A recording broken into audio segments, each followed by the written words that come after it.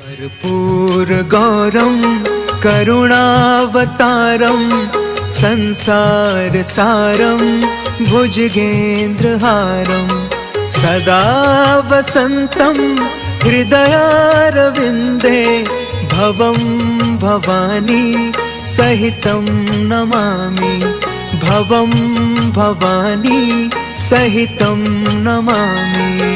कर्पूरगौरं करुणावतारं संसारसारं भुजगेन्द्रहारं सदा वसन्तं हृदयारविन्दे भवं भवानी सहितं नमामि।